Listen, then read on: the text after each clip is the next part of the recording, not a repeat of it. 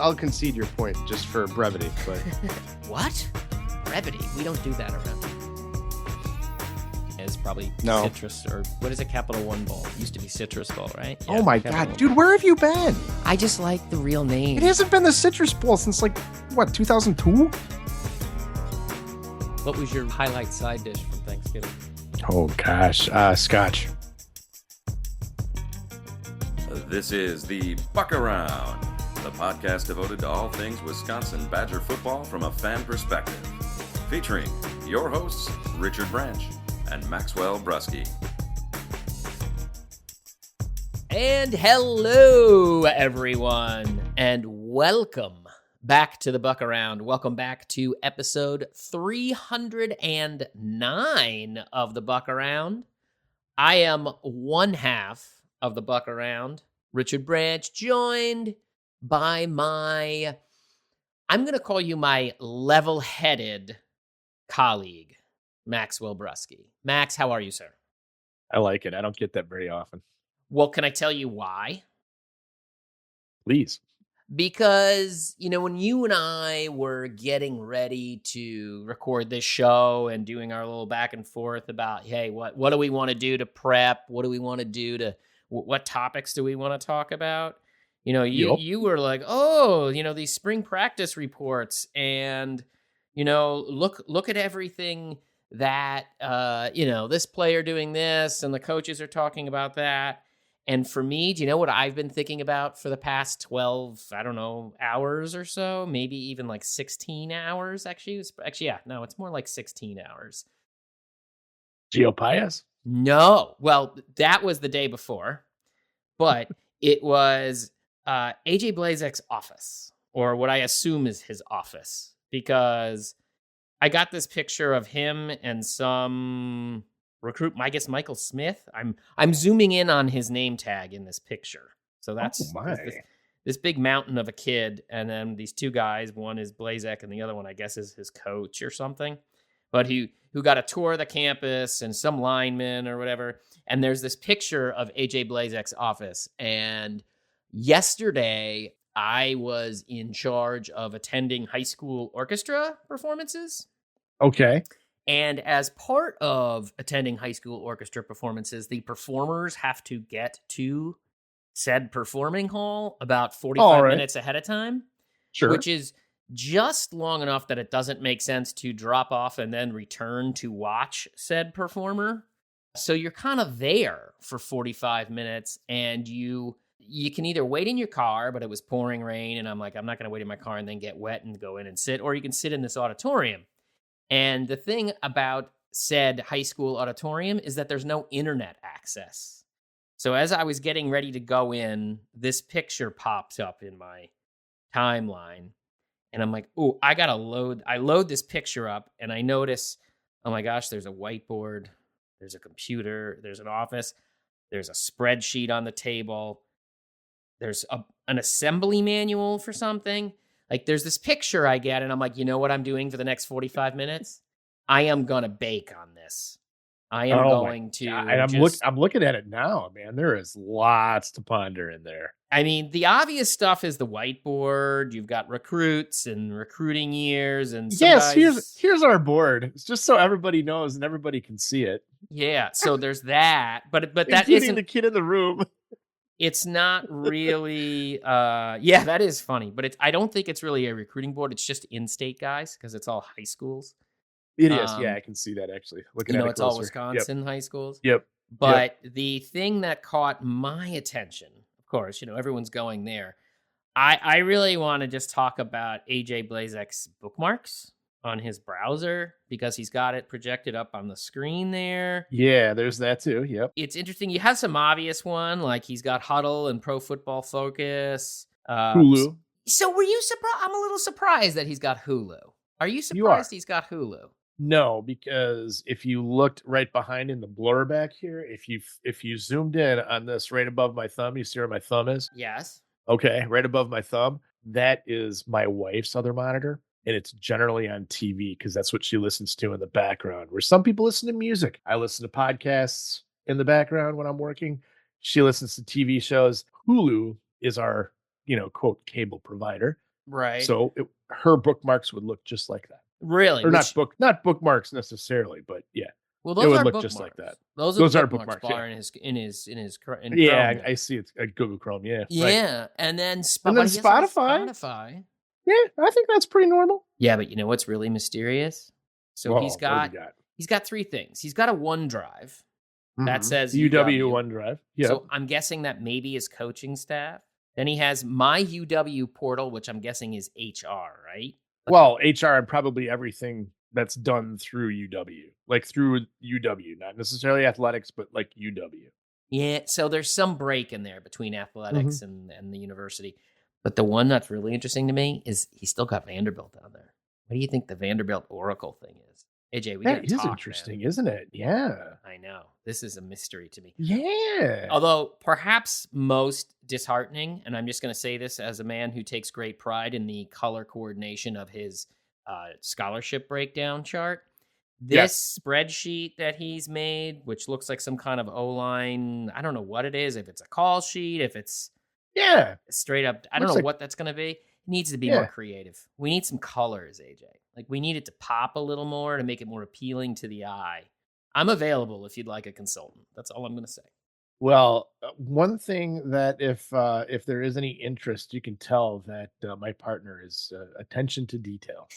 Well, it was called I'm sitting in an auditorium while people tune cellos for 45 minutes. And it's like, what am I going to do? It's like, 2025, 2026. I think you found a really productive use of your time. Well, and I want to know what the hotel hash mark things mean. If anybody knows. If anyone's interested, go look at the Buck Around Twitter feed. I did post it yesterday and then didn't really get into it until yesterday afternoon, but like it's got me thinking. So take a look if you're curious. That hotel thing is interesting. I don't know. Yeah. With dates, I think. Maybe that's like it may be one of those whiteboards that's, has stuff from 6 months ago on it. Like he doesn't use it that much. Yeah. But you see the freshmen are over there too, it looks like. Yes. Those green name tags. Yes. So I'm curious what all of this means. The high quality content that you come to trust from the Buck Around. Welcome to the Buck Around. 7 minutes on a picture. for those of you who are new. No, but so that got me kind of going because it was like, this is what I need. There's very low stakes. It was great. So everybody else can take a look at that, bake on it, enjoy it. Non-playing portion of the season contents, right? But we have it is the practice portion of the season. That's what I said, non-playing. Yeah. Or it's non-playing. You're not playing games, but no, but they're moving a football around in a way that we get to see. So I'll take that. We got some Badger news this week. We guess we can get to first before we get to the first, 3 or 4 spring practices that we've seen thus far. Mostly, I guess, to the negative. They're all around the sort of the concept of losses. So the big one, I guess, working our way up or in intrigue would be Cody Haddad. Let's start with him. Sure. Safety they had, guy from Ohio, gets an Ohio State offer, decommits. I mean, is there anything more to that? Good for him. He is Bryson Shaw, part 2. You said that, but my only thing is Bryson Shaw is from Maryland. You know what I mean? Like Cody Haddad, I feel like is just like the living example of the risks of recruiting Ohio. It's got to be a guy Ohio State doesn't want, right? Right. Yeah, exactly. I think that's where that's. I think it's a lot more than that. But if you have a committable offer from Ohio State, I mean, you got to be like, did Chris Borland ever get one? No. Did Chris Chambers ever get one? Lee Evans? There's something that has to happen. And if you're an Ohio kid who grew up in Ohio, this goes there.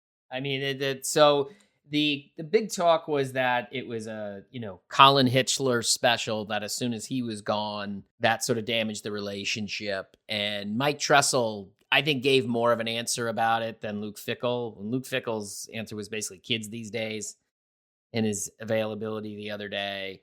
Tressel's was more about, what kind of trust and relationship does the player have with the staff and the communication? And if you don't see this coming, that says more. I think what it basically was, reading between the lines for me, was that I think it was too much on a single coach being his point of contact, whereas other ones seem to have a lot more spread out or diverse.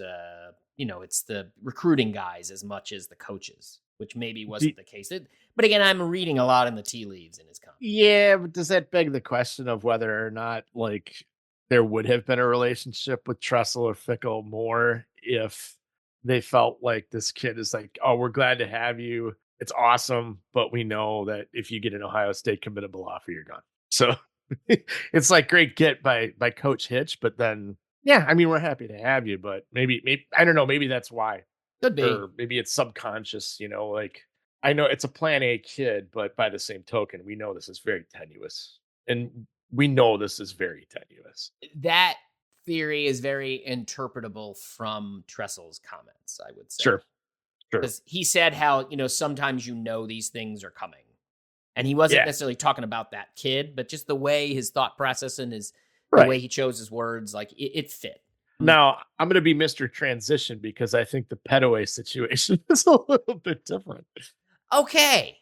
So this one is interesting to me, right? Just like you said, and it was worth getting to. So Turn Petaway, basically a Madison kid, right? Just outside of town, 15 minutes away. Yep. Has his Wisconsin offer. I think it was early February. He got Nebraska first, Minnesota followed, a couple others followed. Then Wisconsin offers him in February. Greg Scruggs leaves shortly thereafter. He commits to UW on March 7th, right after EJ, Whitlow gets hired. And then 3 weeks later to the day, decommits and flips to Minnesota. What do you think that is? Like, what does that mean? What do you take from it? I don't know. I'm still trying to figure it out. Okay. I mean, I'm sure that Minnesota had interest in him, and it's not like they have to stop talking to him. Right. You know what I mean? Yep. That's just the way it goes. And I don't know. Do you think people are saying, well, like, oh, they came up with more money or something like that? I mean, maybe. That's my suspicion. It's my suspicion too, but this was a kid who has like limited football experience. Mm-hmm. You know what I mean? It's high upside, but I guess maybe it might be a study in NIL if that's the case, because you're making an investment into a really unproven guy. So it was because I was trying to make heads or tails of this because it's not like he decommitted after Greg Scruggs left. He knew for several weeks that Scruggs was out. Right. He came and visited campus, came back right away type of thing, seemed very enthusiastic, and then does a 180. Now, granted, you have the 17-year-old mind. I get that. So, maybe there's just, it changes his mind. Whatever. I feel like that's at least half of it for me. Could be. Yeah. Yeah. But the thing I have been the thing that I was thinking about with NIL, because to me, I know, just to be clear, this is based on nothing but conjecture. Right. Yeah. But, right. So I'm totally open to it being totally wrong, but trying to figure out how people are going to value players in NIL in terms of how they're willing to invest and things like that. And I know nothing about Minnesota's NIL situation. I really don't. Right. I don't either. Right. I think it's on a smaller scale than Wisconsin's, because I think Fleck has been fairly vocal about this, that it's a challenge. I know I've seen a bit of stuff there about recruiting challenges that he has. And if you look at the team, I mean, they only have 3 commits on that team right now. Wow. I didn't know that. Number 3. I wonder, the thing with NIL is how much a player is worth to a team is really just how much one team is willing to pay the guy, right? People set, the teams set the price. Like, somebody can say, this is what I think I'm worth, but until somebody walks up and says, we'll do something for you, that's how much you're worth. Or they might walk in the door and offer you more. What is that, cash on the barrelhead? Yeah. So right. I am just, it intrigued me because it's very hard to explain anything else that happened that made this happen so quickly. And it ties to Gio. And that's why I wanted to talk about Gio Paez. Because, oh man, that's an awesome transition. I didn't want to move away from Petaway, but that we'll have to come back to Well, what I said, because what I said is evergreen and a because little bit more than I broadly think applicable. it's probably thematic for both of them. So don't flush it. So No, here's I'm the not thing going with to. Gio, right? So Gio, as far as we know, nothing was said. He was done, right? He had a grad year left, but was theoretically done. And, again, my little spreadsheet that I talked about earlier, because I like to talk about spreadsheets, I always had him in my grad availability category, but like at that point, it was down to like him and Isaac Townsend and, some guys that you're like, I don't think these guys are coming back. And then we hear Greg Scruggs is rumored to Michigan on February 13th.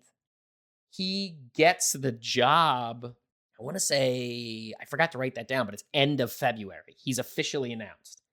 Okay. Gio Paez hits the portal on March 4th, sort of out of nowhere. Greg Scruggs resigns after his DUI March 21st, and then Gio Paez goes to LSU March 26th, or announces a commitment. I have my assumption, based on just the timing of things, Greg Scruggs was going to Michigan. I need depth. Hey, Gio, I know you thought you were done, but if you come to Michigan, I'm sure we can do something for you, and you're going to be one of my guys. And then, whoops, Greg Scruggs out. Gio is like, well, now I just spent the last month working out and getting my name out there, and I really like the idea of getting paid money. I've got 5 days to find a home. LSU needs depth. Boom, off he goes. And it's really interesting to me because I think, just as we talked about last week, I think if the Badgers knew that Gio wanted to play, they would have liked to have had him around. However, he is more valuable. He can get more money and is more valuable if he goes to an LSU as a one-year rental, because LSU can sell to the roster, here's a one-year rental guy that's going to help us, give us some depth, give us a rotational player, or Michigan for that matter. Like, you can say that in Ann Arbor, you can say that at LSU. Same thing. Like, hey, this doesn't upset the dynamic of the apple cart versus No. Here's the guy that's been sitting out of winter workouts, and we're going to give him a big paycheck because we need him, but none of the rest of you. Like, that's going to screw up your dynamic. And Sure. Going back to your point that you've made several times that I think is more and more accurate, there aren't that many defensive linemen out there. No. And in LSU... It's not a point. It's Max's first law of football. It is. LSU, who is, I guess, like, I kind of feel like we're starting to see NIL kind of, it's almost like baseball, where like you have big market and smaller market teams.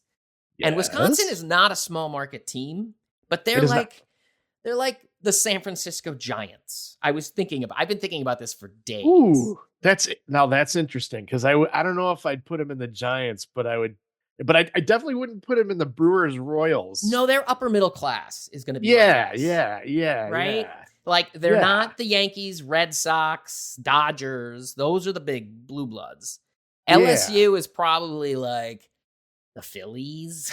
I don't know, like a team they got dough.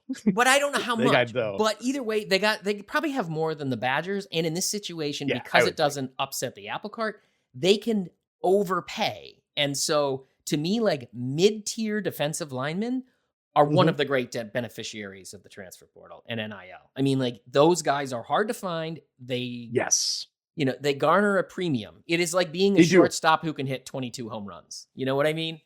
Yes. Oh, absolutely. Go back to that weird baseball metaphor. I don't know why. Or the basketball stretch four. Yes. Yeah. No, I totally agree. Exactly. No, I think it's a great analysis too. I think it's a great analogy is to baseball too, where it's not salary capped, and I think baseball's found a way to survive.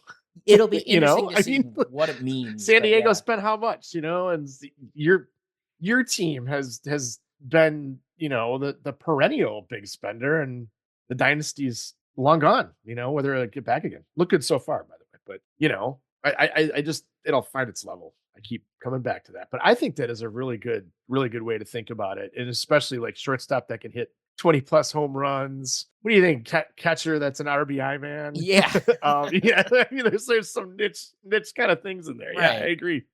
Good way to put it. Yeah. So I just think about what we're looking at with Petaway and Paez is someone just like, oh, here's maybe, I mean, I'm more confident with Paez than I am with Petaway, but maybe it's a little insight about into how these things may change a little bit, because Minnesota needed a recruiting win.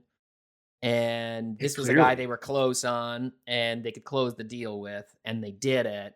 And maybe they're quote unquote overpaying, but it gets them something, and then Wisconsin can't do the same thing because they're like, I got a 10-man class here. Like, I can't upset the apple cart on all this. But anyways, that was my thought on the two of them together. You can't spend too much on a guy who's totally unproven. I just, that I can't see. No, what I was going to say, it doesn't really connect to a larger point. I'm not going to say this is a pet peeve, but you said before, like, Petaway is basically a Madison kid. I don't think that it makes a difference if you're from Madison or the Madison area as opposed to Milwaukee or northern Wisconsin or Racine or anywhere really in the state. Do you feel that way? I mean, so it's like, I say that because I'm not from Madison, and it is a different area of the state, which I think most people would say. And it's kind of funny. We know a lot of Southwest people, which is almost like akin to Madison. It's very weird that way, I think, just because I think there's such a kinship more than Southeastern Wisconsin has a kinship with Madison. But I don't think there's any, if you're talking about recruits, I just don't think there's any difference in saying local in Wisconsin is anywhere in the state of Wisconsin, in my mind. No, that's a fair point, Max. Yeah. And again, that's not really, it's not a groundbreaker of anything, but it's just kind of one of those things where I've kind of always felt like, what difference does it make if they're from Sun Prairie or if they're from Waukesha? What difference does it make? That's it. No, that's true. I guess the thinking is that if he's 15 minutes from Camp Randall, there is a little bit more sort of osmosis going on than right, which 2 I hours think that's away, which may or may not be and true. I think that's cockamamie. Fair enough. You know what I mean? Yeah. So all right. So we've had our weird theories and thought, this is just a day of weird conspiracy theories on this pod so far. which is actually kind of funny because they did actually complete the third session of spring practice today. So let's talk about it. Yeah, you have more thoughts than me, I'll be honest, and I am curious. I don't know if I do. I think I'm just excited to see names, and I'm excited. I think you made a great one on the socials on Twitter with the story as old as time. Oh, 2 running backs? Well, 2 in the backfield, yeah. It's never happening. It's not, so get ready. I'll set the over-under at 2.5 snaps. This entire per season. game or in the whole season? Whole season. Yeah, and one of those is going to be in like game 1. You won't see it again. And make us sweat. Yeah. USC or something like that. No, it's going to be one of the Dakotas just to make USC prep. Yeah, there you go. There you go. What is it? South Dakota they got. I just think those kind of stories are fun now because, you get all the beat reporters are there. Yep. There's like, you can actually see guys play. I think the big thing so far is the linebackers, right? So I think the big thing is they are very enthusiastic about the new bodies. Like they keep talking length and athleticism, and burst on the edge, right? Or havoc was actually the word that Phil used. Yes, havoc. So yeah, I think that's the big one. But the one that's got me freaked out is the offensive line, because Fickle brought it up. He's like, we need 3 offensive lines to run practice effectively, so running backs and quarterbacks can get rips. Do you know how many offensive linemen they have in the spring? Not enough for three lines. They have 15 on the roster. And on the roster. Of those 15, oh my goodness. Hang on, Max, because I was originally like, I'm going to do a little exercise where I'm going to do like first, second, third string, and then I realized sure. You don't have to, because there's 15 offensive linemen, and that's 15 I'm trying, like most NFL teams carry like 12 or 13. Like as I'm thinking about it. Yeah. I mean, because look, so I kind of did it out, and you have, let's see. So Manny Mullins gives them the 15th. Remember we were talking about a couple weeks ago. Yeah. They have 1, 2, 3, 4, 5. So there's 10 scholarship offensive linemen and 5 walk-ons. And remember, if we're having this conversation last year or the year before, there was so much coming up. It's crazy. 4 stars, 5 stars, so much stuff. For years. What are we going to do with all these guys? Right? Send them to Penn State. Apparently. Wow. But yeah, it's not a good look. So it does hamper spring. in some respects. Like, you can't work through much depth. And you could tell, like, Fickle's, I don't know, kvetching about it. Yeah, Evidently. he's kvetching about it, and the one of the things I saw today in the spring practice reports and returns is Kevin Haywood's playing with the second team. Well, so yeah, so here's my assumption, right? I did, first line was left to right, Nelson, Brunner, Renfro, Huber, Malman. And Brunner, Benchwall can be, you could put either name there, right? I mean, whoever percolates Yes, up at that's the top the at impression end. I'm getting. Yeah. So yeah. at the end, we'll see. But then I figured, I think you can also throw Huber in that too, can't you? oh, I think Huber's got one of the spots. I think the start is between Yeah, but Brunner like and there's Benchwall. 2 spots for 3 guys. Correct. Well, there is a Basically. swing guard. Like, one of them is going to have to be swing guard, right? Yes. So those 3 are the guards. Like, I think that's done. But I assumed second string line left to right was Nelson, Benchwall, Kadanko, who's the center, Durand, and Haywood. That is a Barrett Nelson. Yes, sorry, Barrett. Yeah. Jack on the top, Barrett on 2. Yeah. 288-pound Barrett Nelson at left tackle, which is interesting. Kevin Estes. Not that bad.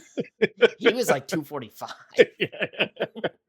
But Durand and Haywood, I mean, you've got a redshirt freshman that I'm sure was running with the 3s last year, and then a true freshman, to your point. And then I didn't even know where to put the third string. I just listed them as options. Colin Cubberly, so there's your one scholarship guy that's left. Manny Mullins, John Clifford, Max Rader, Peyton Lang. I'm assuming one of them can snap.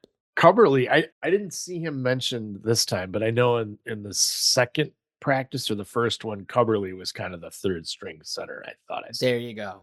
So there's your center. But he hasn't played center. He Well, didn't play center in high school. Gonna play center now.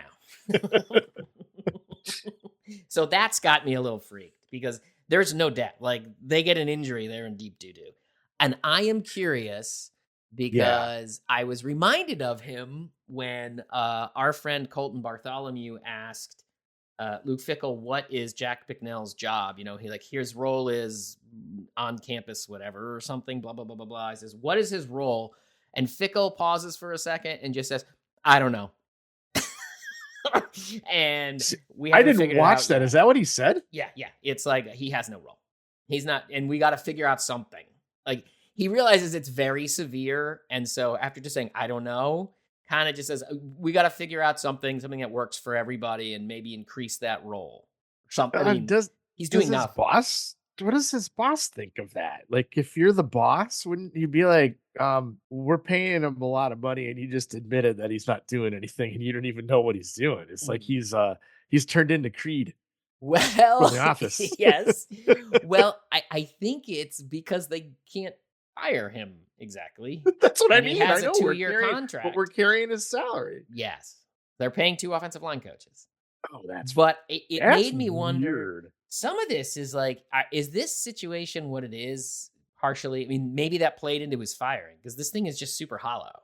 I mean, it's could be super hollow. Sure. Maybe he did. Yeah, you're right. I am very curious if after spring, if they don't try and get a transfer offensive lineman or 2, like 2, they could really use a 4th-year guy to sprinkle in here.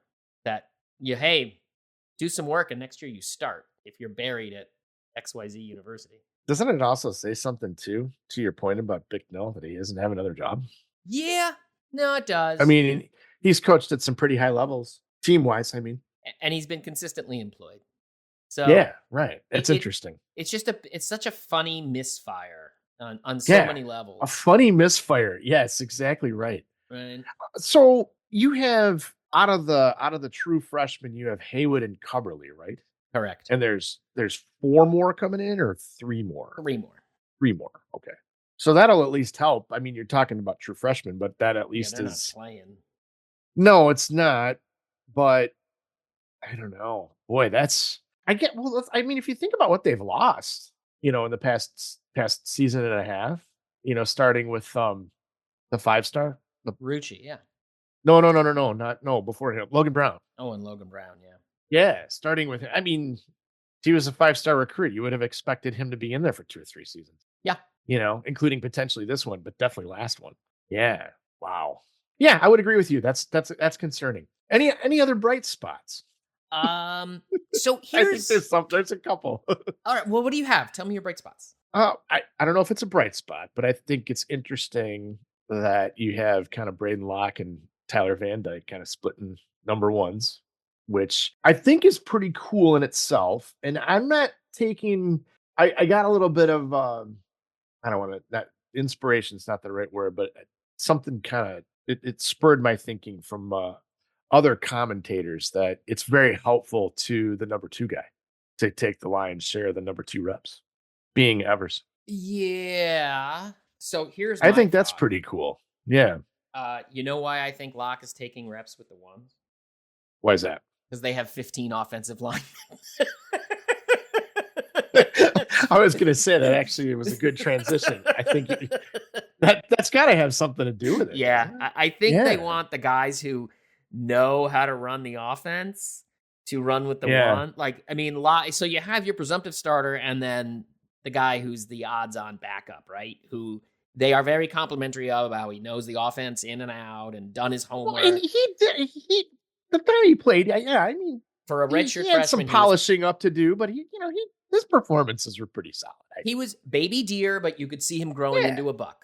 Absolutely. That's Absolutely. I'll really carry And that one. he always has the dime to Skylar Bell against Illinois. Yes. I mean, that's a pro level pass. Yeah, so Anyway, you want that guy with a functioning offensive line, right? Because you have five. I mean, the second line is running true freshmen, right? Yeah. And a walk-on I think center. your point is more valid than So I think that's the most valid point. we'll see. And they're like, we're trying to get reps for Mabry and Evers, but they're running with 2s and 3s, and half the 2s and 3s don't know what's going on. So, I mean, it's 3 practices in, but they're gonna grow. They better grow up fast. Well, speaking of Mabry, this is a little out there, but I don't follow like recruiting Twitter that heavily, but I happen to see Mike Farrell's account. I'm like, you know what? I'm gonna follow that guy because I used to read him on Yahoo a lot. And he's one of the OG, recruiting guys with the the Bill Kings or the Tom Lemmings. I mean, he's in that old or that tenured, let's say rather. And he had Mabry Matoyer as his number 25th overall incoming quarterback. Okay. And I'm trying to think of what to take of that because I don't remember. It's not like I've seen that list every time or for the last 10 years. I don't know how many Wisconsin quarterbacks have ever been on that list. I mean, obviously you got Mertz. I think Mertz would have been. Cone was more like Mertz would have been, and we all know what happened to Mertz. He was like 35th or 40, I think. Cone. Yeah, Cone would have been like in the top 25. 24/7 has Matoyer much lower. They have him at 52. So it'll be curious. Did it really? See. Yeah. Well, and I actually thought I thought Matoyer was even higher than 25 consensus, but I know that 24/7 and other places did have a little bit lower, but I was kind of surprised to see him there. I haven't heard much about him or what he's been able to do, and obviously he's not taking snaps with who is playing offensive line if he's taking snaps?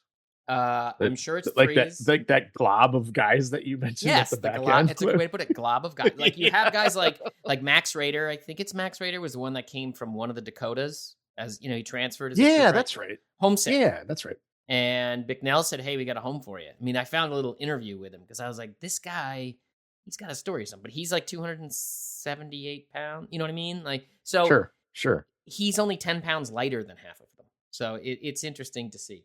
But yeah, I mean, we'll see. They're playing.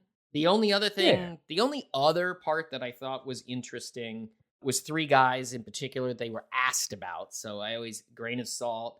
Austin Brown. Yes. I wanted to get to cornerbacks and safeties. Yeah. As well, because I think there's some positive things to see there. So yeah, Austin Brown was definitely one of the things that yes, I'm glad you brought him up. A nickel that I think is interesting. Like a hit in the bowl game.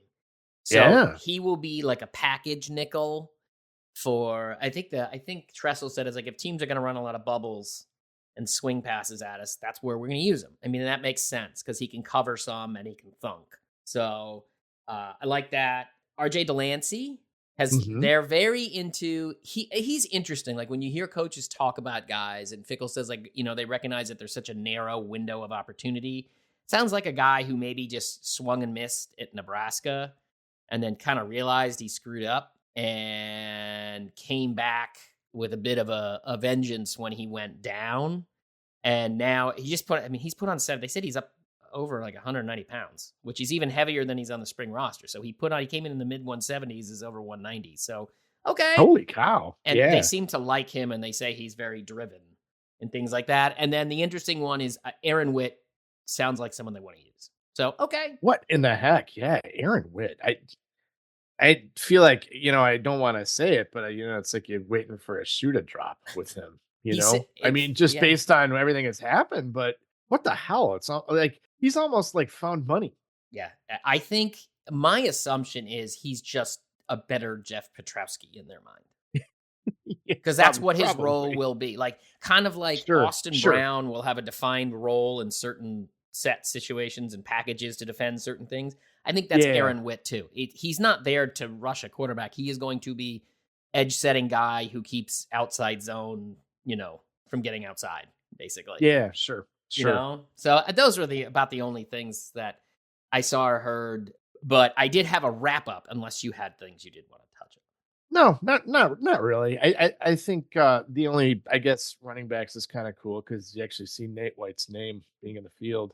What, for whatever that's worth. And I thought Chez was going to be a lot more limited than he turned out to be. That's a positive. I think that's an interesting one. Yeah. But no, other than that, it's just fun to talk about names actually like practicing, which is cool. So, yeah. So here's my question for you to wrap this thing up. And I don't know what to make of it. And it's like, looking at this team and hearing Fickle and especially Tressel talk about the defense, and he had some interesting comments. They've had interesting comments. The thing that we said when we were watching the team last year, and we're like, the defense, it's like the linebackers go the wrong way sometimes, and they don't understand where they need to be. And, look at Christian Allegra. Like, that's what they want the team to be. And look how he plays differently and things like that. And, I think this offseason they're going to need, they have no edge pass rush. And what are they going to do? And I don't really get this. And, these are the things that they got to do. And then I hear Fickle say things like, oh, the biggest position that we really changed this year was inside linebacker because we needed longer, rangier guys. And I'm like, oh, yeah, that's like what we said. And before, don't worry, this isn't me crowing. Before we get to that, we were right. But for everybody who's listening and rolling their eyes, because that's not the point of this at all. And then outside linebacker, they're like, yeah, we need guys that are more havoc-y. You're like, hey, yeah, what we were talking about, what we thought they were missing. And then Tressel's talking about athleticism in space and all these things that sort of tie into these themes. And then they asked him about last year. And he said, I really wish we had identified our strengths as a defense earlier. And it's like, you mean when you went from the odd front to the nickel and the even front, what we were talking about, like they should have gone to that earlier. Like, oh my gosh, there's all these things. And things about how they would have slow starts because guys would overthink stuff and not act instinctually. Getting back to that again. And I'm like, oh my God, like all these things. And here's my question for you. And this isn't a crow at all, because these are like themes we were talking about. But it's things not just us. I mean, it's fine. Intelligent observers would see that. I don't know if we are. I was just gonna say if we are that. But I was gonna say easy dog. Yeah. But here's my question: like what I've been turning over in my head since they said this stuff. Like, does that make you feel better that it's like, oh, they're saying the things that me, middle-aged suburban dad, like sees and kind of. Like, is that a good or a bad thing in your mind? That it's kind of like in line with what you and I like? Because I don't know. You could take that a couple ways. I think it's a good thing in terms of being like intellectually honest about it. That they're not going to be just wipe it under the rug or dress it up in some way. Yeah, or admit, and kind of. It's not really admitting a mistake, but it's kind of saying like without doing like a full on mea culpa, saying like. Yeah, I think we kind of overestimated it, which I think that's really what was behind all of it. I think they overestimated what they had. And that part of it, I think is maybe concerning because, until you see success again, what's to say they're not going to do that again and misevaluate talent and, et cetera, and so on and so on and so on.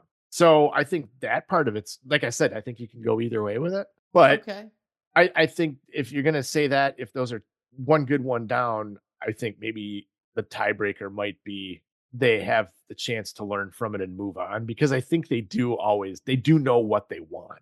And it's You know what I mean? It's better than not yeah, knowing what okay. you want and trying to, and kind of flailing, I guess. I think they know what they want. What you're saying is that their vision is consistent enough that even two mopes like us can figure it out? Yeah, and I think so. And Okay. we had who was the guy that we had breaking down the defense before the season Coordinator started? project. Yeah, coordinator project, right? So if you look, I mean, this stuff is nothing new to either of those guys. And the times when they've been able to do it the way they wanted has been situations where they've had their guys in place. Yeah. And I just think it goes back to the fact that they thought they had more than what they did have, at least in terms of the compatibility, and at least in terms of the ability to pick it up, which I don't know how easy that is to do. I haven't done a lot of coaching. Certainly not in football. I haven't done any coaching. I don't know how easy that is to evaluate, is somebody's ability to pick things up. And if they can pick it up, what's the balance with what they can do with their body? There's that too. I mean, it's a physical limitation. And okay, fine. You have the guys that are really good at picking it up, high, instinctual, high football IQ, but they can't make their bodies do it. Then you have kind of the other way around. In order to do what they did last year, or in order, if they would have done what they wanted to have done, they would have had to have more players with the high balance of both, with the ability to pick it up and the ability to make their bodies do that. And either they overappraised one or they overappraised the other, or both. What? Does that make sense? I think it does. Well, it ties into Tressel. He said the one thing we did wrong last spring, and to his credit, they asked him, like, what would you do different? And he gave a specific answer that wasn't sort of platitudinous. He says, what made us maybe underestimate, what was the term he used, or not recognize what we had. Yeah. I know exactly what you're talking about, and I can picture it. I can picture watching it, but Yeah. I don't remember what word it was either. But yeah, exactly. He said we didn't tackle enough, basically. Like, we didn't play to the ground enough, so we didn't really recognize how well these guys could work in, like how well their skill set matched to working in space. Right. And it was like, oh, okay. So maybe to your point, that's it. Right? Like, that's kind of. I think so. And these guys aren't stupid. He used those words too. They've been really successful. They know what they're doing. But it doesn't make them immune from mistakes or overvaluating or misevaluating. And that was his point yeah. as well for Tressel. He said, one of the big challenges we had with slow starts was some of these, they didn't quite recognize what they were seeing, so they didn't trust it. And then we'd get them on the sidelines, show them some film from upstairs and explain what was going on. And he used the term, they're smart guys. They picked it up and corrected. Yeah. And I was actually talking about the coaches, but no, but you're right. Yeah. The players too. I mean, the players too. And I think that's another thing that they felt like. I'm glad that you said that, and I'm glad that he said that, because I think with that particular group of kids, I think he thought, it's pretty easy to see that they're pretty sharp guys. Yeah. Just if you're a Muma, you can't make your body. Your body has limitations. Yeah. It'll be interesting to see what goes on and how, if we keep seeing things where it's like, I understand that, and if that's a good thing or a bad thing. That's it. For me, it was like, it's been a day of conspiracy and conjecture on this show, and then wrapping it up with self-doubt. So there you go. How 2024 yeah. on the show. Well, I'll be curious. The one thing I am going to be looking for in the next couple weeks is how much Tackett Curtis we see, which is my last. This is sort of jumping back from my conclusion. I think he was hurt today, or out today, or limited. He's limited because they seem to It was actually interesting. Jake Chaney talked about how much he liked him during recruiting, and to go way back to the beginning, basically more or less said in his impression is that they lost him over NIL. So it's interesting that he made the circle back. Yeah, there's Evan Flood shared the video of it. And the way he's like, yeah, in the NIL world, it's tough for Wisconsin to compete without USC. So the Dodgers. And I meant to bring they are that up. absolutely the Dodgers. I don't know if that makes UCLA the Angels, but I think it might. It makes him more like The Angels spend a lot of money. more like the LA Clippers. Sorry, I had to tack that on the end, but I did want to mention it because it was sort of apropos to what we were talking about. But did we cover everything we wanted to cover? We had a great conclusion there, and then I tacked that stupid thing on the end. I apologize, but I did want to mention it. I did as far as the practices go. Yeah. All right. Yeah. So I think on that note, Max, until the next time. Until the next time. Enjoy the conversation? Head on over to buckaroundpodcast.com to find all the ways to connect with the show, links to our Patreon page, and feeds for every major podcasting platform.